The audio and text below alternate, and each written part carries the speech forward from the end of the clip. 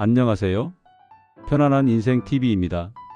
오늘은 우리 주변에서 가장 흔하게 그리고 가장 아프게 들리는 이야기에 대해 깊이 있는 시간을 가져보려 합니다. 어디 갈 데 없다. 내가 왜 이렇게 살아야 하나? 나이가 들면서 평생 자식들을 위해 헌신했지만 정작 마음 둘 곳 하나 없는 부모님들의 쓸쓸한 고백입니다. 왜 이런 마음에 간극이 생겨나는 걸까요? 지금부터 한 시어머니와 세 아들의 이야기를 통해 이 시대의 부모와 자식 간의 관계를 찬찬히 그리고 솔직하게 들여다보겠습니다. 아마 이 이야기를 들으시다 보면 마음 한구석이 찡하고 때로는 눈물이 맺힐 수도 있을 것입니다. 하지만 이 아픔을 통해 우리는 후회 없는 관계를 만들 지혜를 얻을 수 있습니다.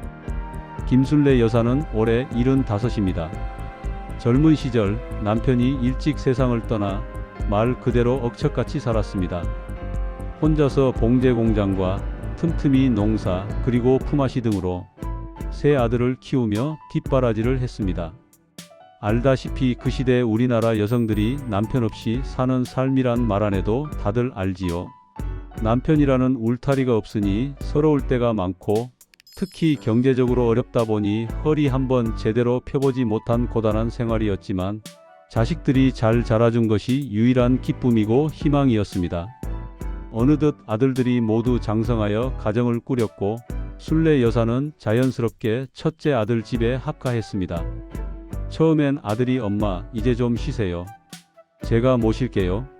라고 말할 때 세상 모든 짐을 내려놓은 듯 뿌듯했습니다. 며느리도 싹싹했고 손주 재롱 보는 재미에 시간 가는 줄 몰랐습니다. 하지만 시간이 지나자 상황이 조금씩 달라지기 시작했습니다. 순례 여사는 평생 몸에 밴 전략 습관과 살림 방식을 고수했습니다. 쌀뜨물은 버리지 않고 화분에 주고 반찬은 상하기 전에 모두 먹어야 직성이 풀렸죠. 며느리는 순례 여사의 사소한 간섭을 잔소리로 받아들이기 시작했습니다. 어머니, 요즘 세탁기는 알아서 다 해요. 세제 너무 많이 넣지 마세요. 어머니, 제가 아침에 커피 내려 마실게요. 굳이 보리차 안 끓이셔도 돼요. 며느리의 말투는 차분했지만 순례 여사에게는 늙었다고 무시하는 듯 느껴지고 나는 이제 필요 없는 존재구나라는 가시로 느껴졌습니다. 내가 평생 이렇게 살았는데 내 방식이 틀렸다는 건가? 자존심이 상했습니다. 어느 날 순례 여사는 손주 방에서 며느리가 남편 첫째 아들에게 속삭이는 소리를 듣고 말았습니다. 며느리는 힘들게 참고 있지만 순례 여사의 작은 행동 하나하나가 나를 무시하는 것 같다고 토로했습니다. 당신 엄마는 왜 자꾸 내 설거지통에 손을 대? 어차피 깨끗하게 하지도 않아서 내가 다시 씻어야 하는데 그냥 가만히 계시는 게 나를 도와주는 건데 그렇게 얘기해도 고집이시네. 그냥 내가 하면 되는데 나도 때 되면 다 할 줄 알아. 어머니 계시면 너무 답답해 여보. 순례 여사는 그날 밤 평생 자식 뒷바라지하며 겪었던 모든 고생보다 이 말이 더 아프다고 느꼈습니다. 내 헌신이 결국 내 자식들에게 짐이 되었구나. 결국 순례 여사는 짐을 쌌습니다. 첫째 아들 부부에게는 그래, 너 아니어도 나 아들 둘 더 있다. 는 말만 남겼습니다. 사실은 이 말이 곧 나를 좀 잡아달라는 마지막 신호였는지도 모릅니다. 둘째 아들 집은 분위기가 달랐습니다. 엄마, 잘 오셨어요. 형과 형수님은 어떻게 엄마한테 그럴 수가 있어요? 형수님한테 너무 신경 쓰지 말고 여기서 푹 쉬다 가요. 여긴 엄마 집이에요. 둘째 며느리도 어머니 방 따뜻하게 해놓았어요. 오시느라 힘드셨죠? 오늘 저녁은 어머니 좋아하는 동태찌개 해놨어요. 순례 여사는 눈물을 글썽였습니다. 역시 나를 이해해주는 건 둘째뿐이구나. 처음 며칠은 정말 좋았습니다. 셋이 함께 근처 온천에 가서 목욕도 하고 외식도 했습니다. 순례 여사는 그제야 좀 살 것 같았습니다. 하지만 일주일이 지나자 둘째 집에도 현실의 벽이 느껴지기 시작했습니다. 둘째 집은 거실이 좁았고 아침마다 출근 준비하는 아들 부부와 손주들의 등교 시간은 전쟁 같았습니다. 순례 여사는 괜히 짐이 될까봐 아침 식사 준비를 도왔지만 둘째 며느리는 본인만의 루틴이 깨지는 것이 불편했던지 순례 여사를 대하는 게 얼굴에 싫은 표정이 역력했습니다. 어쩌다 고부간에 둘이 있으면 말조차 건네지 않고 투명 인간 취급하기 시작했습니다. 순례 여사는 몸이 좋지 않아 병원에서 지어온 약을 먹고 있었습니다. 약 봉투를 본 둘째 며느리가 둘째 아들에게 조심스럽게 말하는 것을 순례 여사는 문틈으로 또렷이 들었습니다. 여보, 우리도 애 키우고 둘이 살기 바쁜데 어머니까지 오시니 생활비 부담이 너무 커. 어머니 약값도 그렇고 게다가 어머님이 계시니 우리 부부 둘만의 시간도 없고 솔직히 조금 부담돼. 솔직히 우리가 장남도 아닌데 어머니까지 모셔야 해? 둘째 아들은 조금만 더 참자 라고 했지만 순례 여사의 귀에는 이미 이들의 대화가 내가 손님으로 와 있구나라는 말로 들렸습니다. 내 자식이 나를 손님 취급하는구나. 순례 여사는 말없이 짐을 쌌습니다. 둘째 부부가 만류했지만 순례 여사는 아니다. 내가 있으니까 애들 싸우네. 내가 떠나면 해결되겠지. 라는 말로 속마음을 감추었습니다. 속이 아려와 약을 먹는 손이 떨렸습니다. 마지막 희망을 안고 셋째 아들 집으로 향했습니다. 셋째 아들은 막내라 순례 여사에게는 늘 애틋했습니다. 막내는 나를 끝까지 받아주겠지라는 믿음을 버리지 않았습니다. 살가운 셋째 아들은 엄마 오래 계세요. 형들 걱정하지 말고 여기서 평생 사세요. 막내 며느리도 싹싹하고 친절했습니다. 얼마간은 정말 행복했습니다. 하지만 셋째 부부는 이제 막 대출을 받아 아파트를 장만한 상황이었습니다. 순례 여사의 합가는 이들의 미래 설계에 큰 변수로 작용했습니다. 노후 준비를 해야 하는 젊은 부부에게 부모의 부양은 예상치 못한 무게였습니다. 평화는 한 달을 넘기지 못했습니다. 어느 날 막내 며느리가 순례 여사에게 과일 접시를 내밀며 조심스럽게 입을 열었습니다. 어머니, 그런데 어머니께서는 언제쯤 형님 댁으로 돌아가실 생각이세요? 순례 여사는 그 말에서 단순한 질문이 아닌 이제 그만 가셨으면 좋겠다는 엄청난 무게를 느꼈습니다. 사는 건 같이 사는데 마음은 함께 할 수 없구나. 순례 여사는 그날 밤 조용히 이불을 뒤집어 쓰고 울었습니다. 내가 평생 키운 자식들인데 새 집을 전전하고도 나를 원하는 곳이 하나도 없구나. 내가 어쩌다 이렇게 짐 같은 존재가 되었나?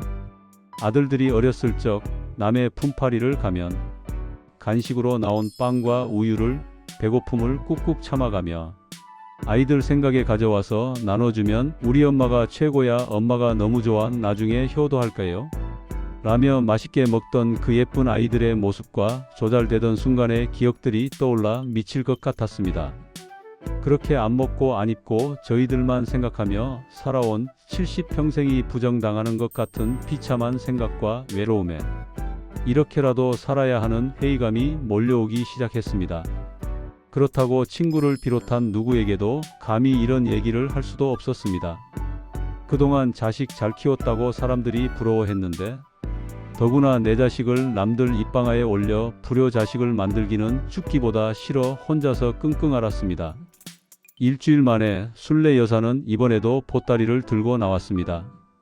어디로 가야 할지 아무 계획도 없었습니다. 결국 순례 여사는 다시 첫째 집으로 돌아갔습니다. 첫째 집 역시 순례 여사가 어디 갈 곳이 없다는 것을 알고 있었습니다. 처음엔 다시 환대했지만 억지로 모신다는 분위기는 숨길 수 없었습니다. 시간이 지나자 과거의 갈등은 마치 녹음된 것처럼 또다시 되풀이되었습니다. 며느리는 말은 안 해도 언제까지 이럴 건가 하는 표정을 지었습니다. 아들은 엄마와 아내 사이에서 중재를 포기하고 퇴근 후 방에만 있었습니다.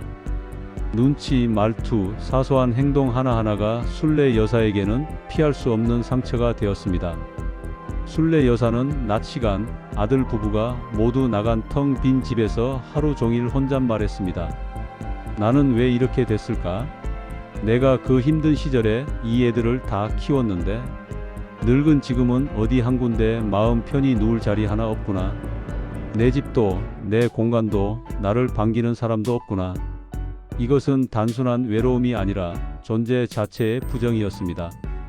자식들의 성장이 곧 자신의 노후 보장이라고 믿었던 순례 여사의 삶의 근본이 흔들리기 시작했습니다. 그날도 며느리와 작은 말다툼을 했습니다.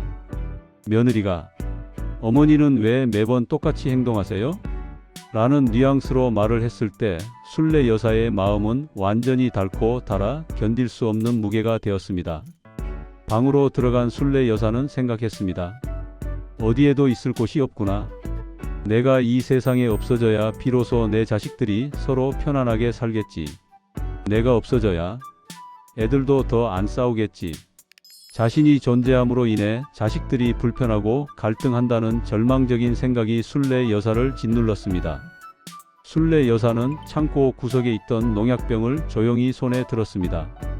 마지막 순간, 평생 자식들을 위해 고생했던 순간들이 파노라마처럼 스쳐 지나갔습니다. 자식들을 원망하기보다는 내가 더 잘 살았어야 했는데, 더 현명한 엄마였어야 했는데라는 자책과 미안함만 남았습니다. 순례 여사는 조용히 세상을 떠났습니다. 자식들에게 부담을 주지 않으려 했던 마지막 배려였는지도 모릅니다. 사고 소식이 전해졌을 때 세 아들은 그제야 자신들이 어머니에게 얼마나 큰 상처를 주었는지 깨달았습니다. 첫째 아들은 엄마한테 왜 그 말투로 대했지? 엄마의 작은 고집이 사실은 나 좀 봐달라는 외침이었는데 내가 왜 몰랐지? 둘째 며느리는 어머니가 들으셨을까? 그 말, 부담된다고 했던 그 말, 그때 그냥 안 했으면. 그녀는 자신이 어머니의 죽음에 일조했다는 죄책감에 무너져 울었습니다. 막내 아들은 며칠을 통곡했습니다. 엄마가 우리를 얼마나 믿고 마지막 희망을 품고 왔는데 우리가 그걸 못 받아줬네. 우리가 엄마를 죽게 했어. 어떤 아들도 어떤 며느리도 이런 비극적인 결말을 바란 것은 아니었습니다. 그저 잠깐 불편한 손님이 빨리 떠나주길 바랐을 뿐이었습니다. 지나간 일은 되돌릴 수 없습니다. 순례 여사는 세상을 떠났지만 자식들에게는 내가 어머니를 외롭게 했다는 상처와 죄책감이 평생의 짐으로 남았습니다. 그들의 가슴에는 어머니를 모실 수 있는 시간이 남아 있었는데 라는 후회가 박혀버렸습니다. 이 이야기는 누군가의 실제 이야기일 수도 있고 지금 우리 주변 누구에게나 일어날 수 있는 일입니다. 자식들의 마음 부모님이 우리만 바라보지 않았으면 좋겠다. 우리도 우리의 삶이 있고 우리의 가정이 있다. 부모들의 마음 내가 평생 키운 애들인데 마음 둘 곳 하나 없는 게 이렇게 서럽다. 자식들에게 존중받고 싶다. 이 두 마음 사이에는 깊은 간극이 있습니다. 오늘날 세상은 옛날과 다릅니다. 부모의 헌신이 자식의 책임으로 곧바로 이어지기 힘든 시대입니다. 자식들도 경제적 부담이 크고 정서적 여유가 없습니다. 그러나 하나만 잊지 않았으면 합니다. 부모가 원하는 것은 큰 봉양이나 모시고 사는 것이 아니라 작은 따뜻함과 진심 어린 존중입니다. 어머니 혹시 불편한 건 없으세요? 라는 관심. 어머니 요리가 세상에서 제일 맛있어요. 라는 인정. 어머니 어디 불편한 곳은 없으세요? 라는 배려와 사랑. 자식들 역시 부모의 과도한 의존이 아니라 적절한 거리 속의 사랑을 필요로 합니다. 결국 중요한 건 지혜입니다. 부모님이 꼭 명심할 것으로 자립적인 노년을 준비하는 것이 자식들에게 가장 큰 사랑입니다. 자식에게 의존하지 않고 자신의 취미와 친구, 사회생활을 만들어서 내 삶의 공간을 확보하는 것이 중요합니다. 자녀들은 함께할 수 있는 물리적인 거리는 유지하되 마음의 거리는 가깝게 두는 것입니다. 물질적인 봉양보다 정서적 교류가 부모님에게는 생명과 같습니다. 이 영상을 보고 계신 분 중에는 혹시라도 마음 깊은 곳에서 이 이야기와 닮은 점을 느끼는 분이 있을 것입니다. 가까워서 더 어려운 관계, 사랑하지만 힘든 관계, 의지하고 싶지만 자존심 때문에 말 못하는 관계.